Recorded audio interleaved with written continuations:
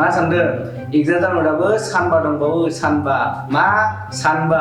थोद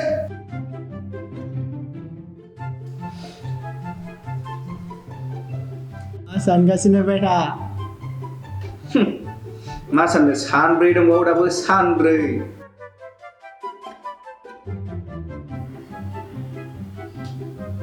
हेलौ मा खालामदों फरायनो फाग्लालै नों एग्जाम जानाबो सानथाम दंबावो मिथिबाय सानथाम बे फाग्लासो सानथामसो फाग्ला जादों नामा आङो बे सैमा फाग्ला जानायासो सानथामसो आं फरायो मिथिबाय लाजिलै आं नोंसोरखौ थोस खालि फरायनाय थोद दोन दोन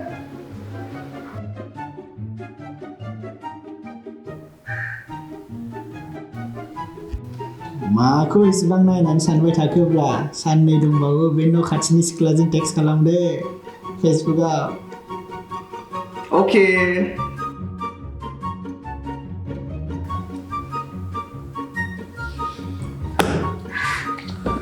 खर'आवनो एसेबो हाबा आयौ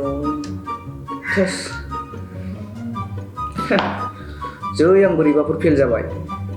बे न' खाथिनिखौनो मार्टार खालामग्रोखागोन आङो साला बिसिबां स्टार्ट खालामनो हागौ आयौ हर सान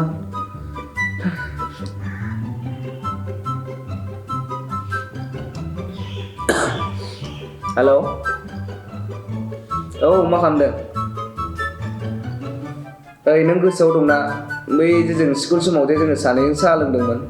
बे समाव नोंनो आंखौ होनदोंमोन ना साइन्स लानो थिननाया साला एम्फौ दोना थैगोन नोङो एक्सिडेन्ट जाना थैगोन नोङो दोन दोन मानसि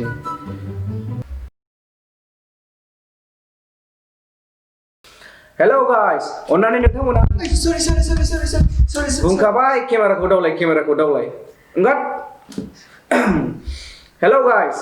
नोंथांमोना जुदि आंनि भिडिअखौ मोजां मोनदोंबा लाइक खालाम शेयार खालाम आरो साबस्क्राइब खालाम लोगोसे बेल आइकनखौबो थुनानै हो जाहाथे आंनि गोदान भिडिअखौ नोंथांमोना एबा नोंथाङा सिगां नुग्रोयो गोजोन्थों बुखारदो